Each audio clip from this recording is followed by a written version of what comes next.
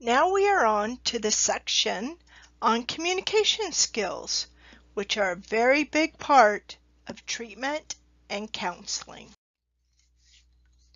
See pages 152 to 156 in your textbook, which describes 12 roadblocks to communication.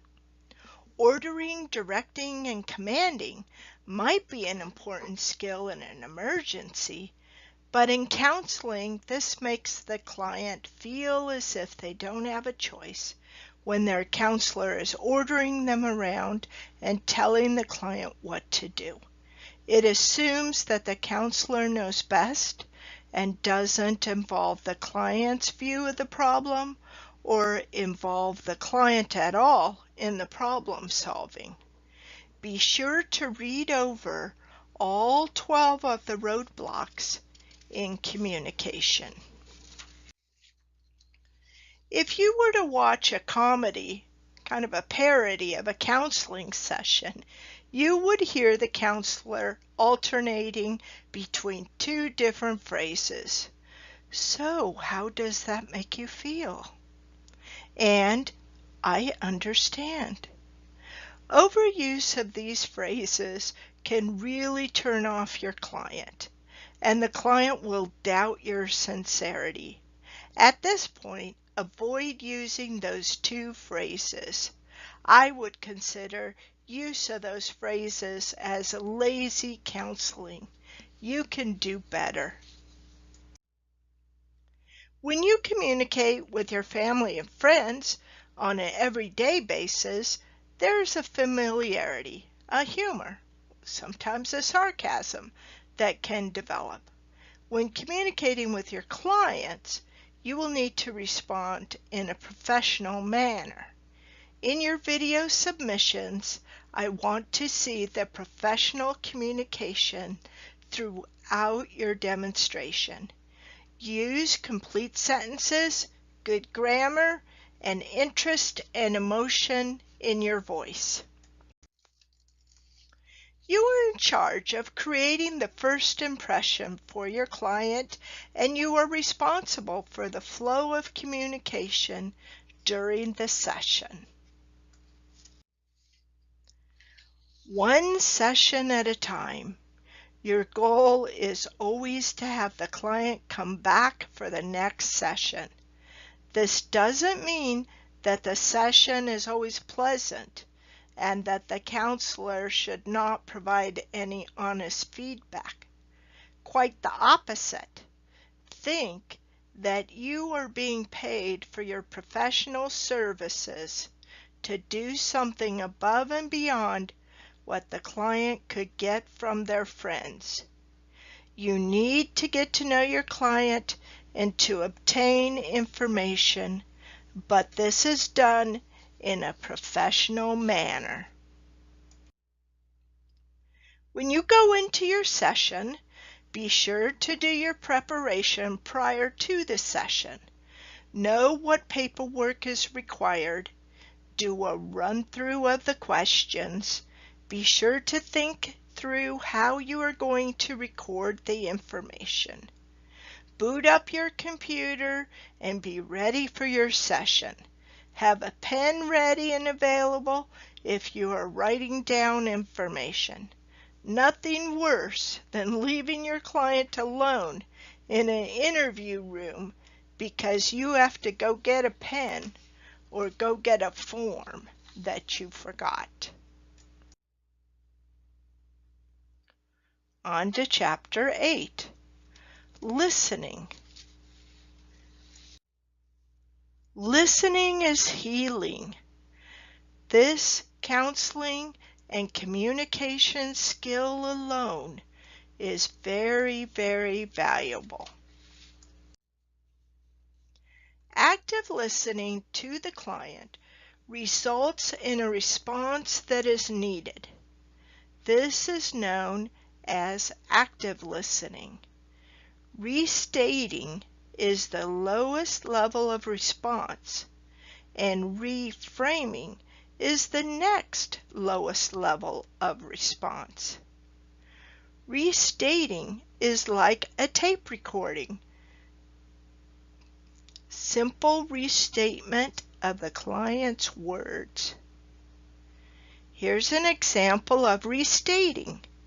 The client says, "I'm really mad that you came in late." And you say, "You're mad because I was late." The client says, "Yeah, if you can't be here on time, just let me know and I won't show up."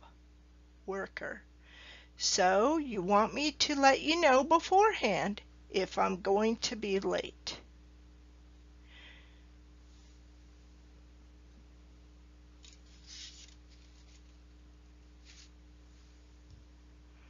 Reframing is a refocusing technique that does not use the same words as the client's and tries to come up with a positive spin on the message. Here's an example of reframing. The client says, "I completely failed on my diet this weekend. After the late show on Sunday, I couldn't help myself. I raided the refrigerator. I'm hopeless." And the worker's response is, "You seem to be dwelling on how you failed. You were very successful on Saturday, weren't you?"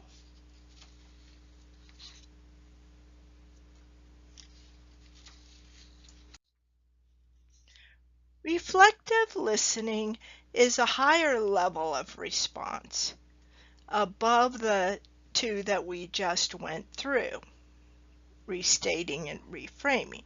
Reflective listening is a therapeutic method with two parts. You reflect the feelings and recount the meaning of what the client has said.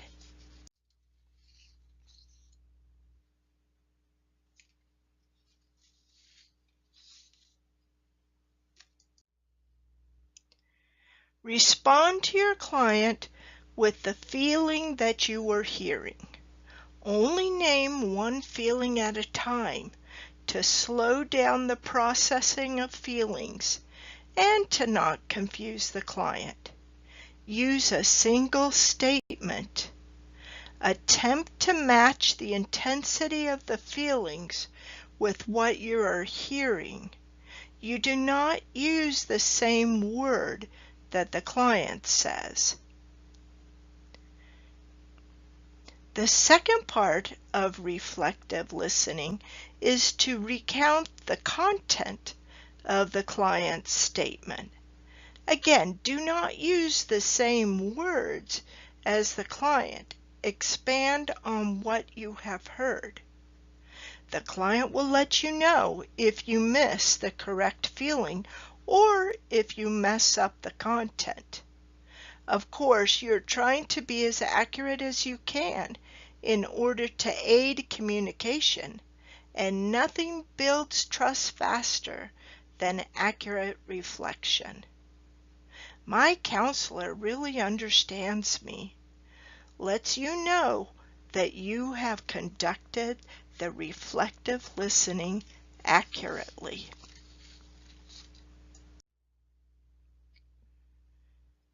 Empathy has three parts: the ability to imagine yourself in your client's situation, find something in your own history that maybe you can relate to the client's situation, and then you can identify your own feeling. Number two, feeling to some degree as he or she does. And then, number three, making empathetic statements. Empathetic communication also includes appropriate facial expressions and tones of voice. You need to look and sound concerned. Your client can pick up on you faking it. What to do if you can't relate? It's a good idea to let the client know you are concerned about their pain, but you are having a tough time relating because you aren't sure how that feels. People will respond to honesty if you stay connected.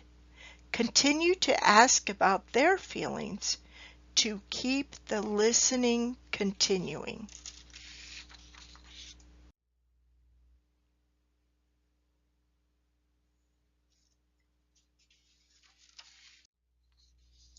Reflective listening is not problem solving at this time. It is not advice giving.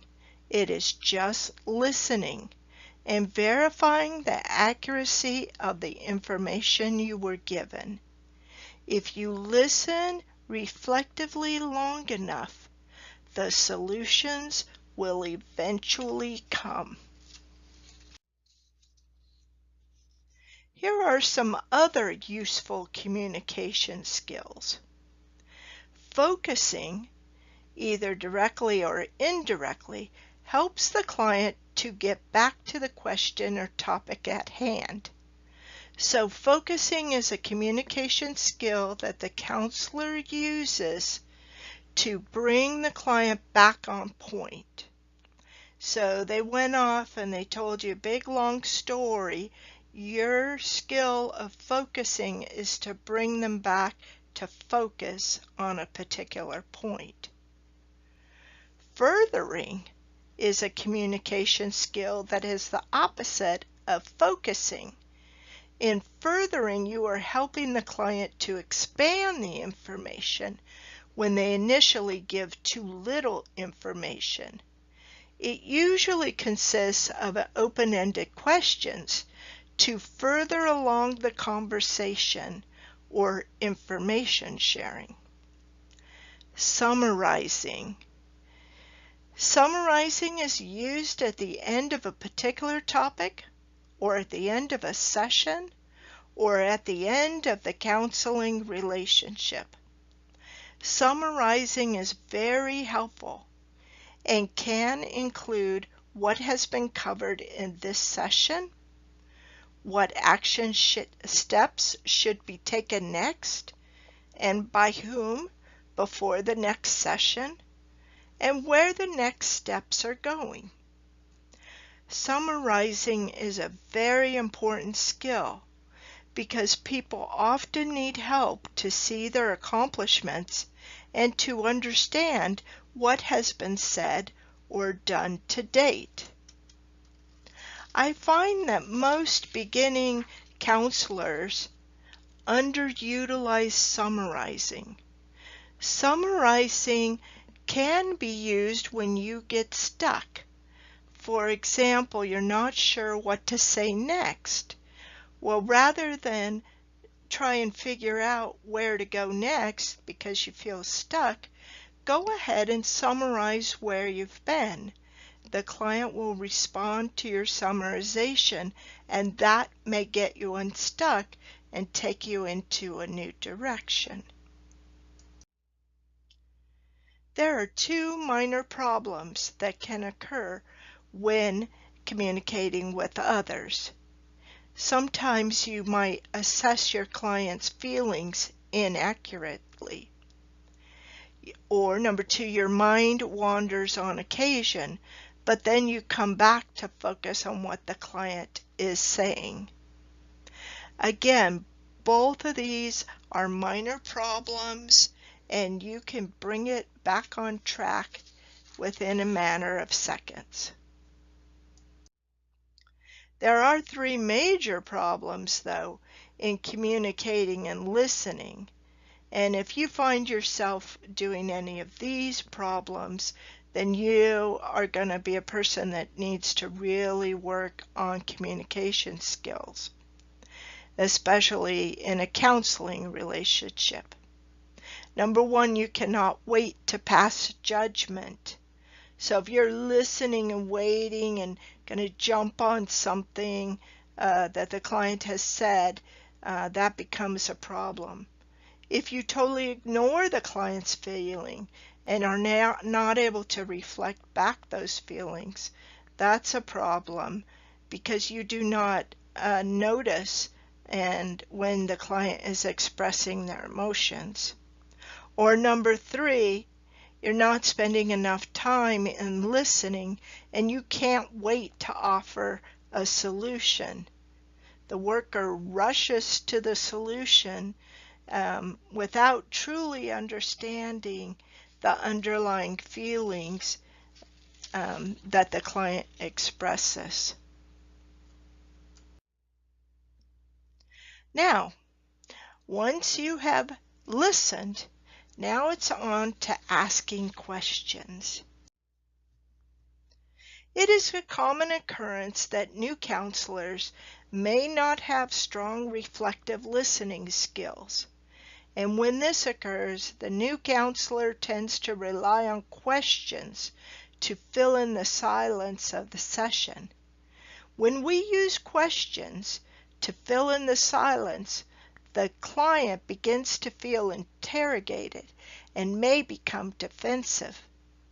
Questions are a way that the new counselor tries to take control of the session, but in so doing, you take away the control from the client.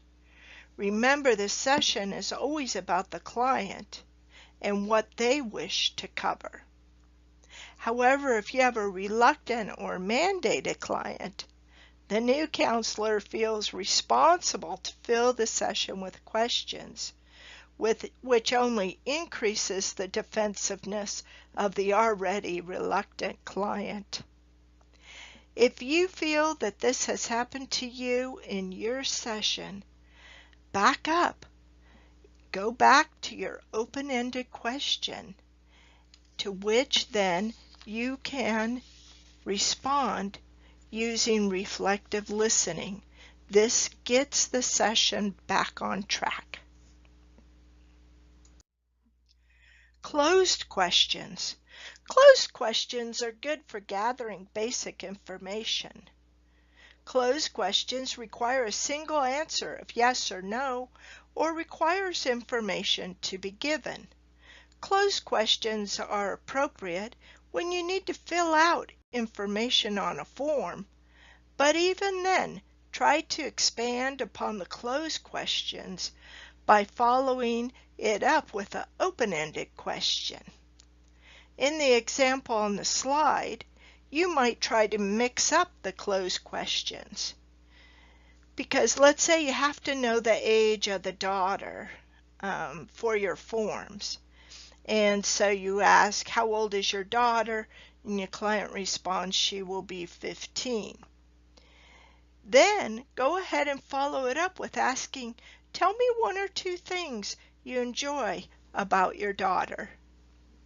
That way you've mixed things up without the client then feeling interrogated. Open questions give the client an opportunity to tell you what they wish to talk about, rather than what you wish to know. Generally, you will get more information with open questions, at the same time putting the client at ease because they have control of how much information they wish to share. Here are some examples on the slide. Tell me a little bit about your divorce. Can you describe the divorce court where your case was heard? Tell me about that lawyer.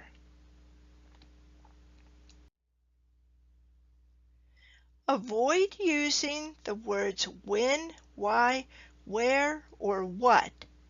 These are the words that denote just the facts, ma'am, and close down the questioning. See the examples above about how to open up questions. So the incorrect question, tell me a little bit about when you got here. A more open-ended way to say that would be, tell me about coming over today. In the first question, tell me a bit about when you got here. You might get 2 o'clock, a single answer. But tell me about coming over today. You might hear the frustration, my ride was late, I couldn't find my bus pass, etc. Gives the client a little bit more opportunity to share with you. Now I'm going to share a little bit with you about the structure of open questions. Also, look at your textbook on page 193. So we start an open question with an opener. Can you tell me? Can you share? Describe to me? And then add on a softener, a little something, and then the object of your question about your kids. Some other examples would be, could you give me a little more information about your job? Another example of an open question, can you share something about your childhood? Or, could you help me understand the problems with your medication? Those are all nice open questions. Why questions should be avoided at all costs. They imply that you would have chosen to do something else, or that the client should not have done what they did do. Don't ask multiple questions at once before the client has the chance to even answer the first question. Be sure that your questions follow the flow of the conversation. If you need to ask an off-topic question, let's say you have to get back on track to get your form filled out, then say, I need to ask you a few more questions to indicate that you are purposefully changing the topic. Take some time during your session to appreciate the client and to give good, solid, positive feedback. This leads to a positive feeling about the session, and the client will remember the feeling of the session and will want to come back. Positive feedback is different than empty false praise. False praise are things like, good job, I knew you could do it. Be specific. Use positive, specific feedback that is useful to the client so that the client can identify what they did that was positive so that in fact they can do it again. You may have heard of I statements, which is a tremendous communication skill, both to use as a counselor and to role model for your clients to learn to use. I statements ensure that the speaker is taking responsibility for the statement. We use I statements when we have concerns that we need to express. Resist the temptation to solve the problem for the client. Rather, collaborate with the client to solve their own problems.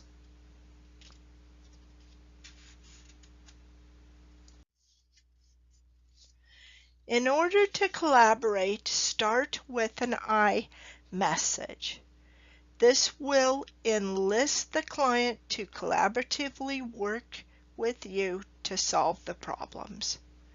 So let's say you make a suggestion and you start with an I message. So I would try to speak to your neighbor about that. What do you think? The what do you think is the invitation to collaborate. The next steps for this week is to write up your posting for discussion forum for week 3, focusing on feeling vocabulary, which is worth 10 points. Take the quiz for week 3, also worth 10 points, and write up and submit your assignment on open and closed questions, which is also worth 10 points.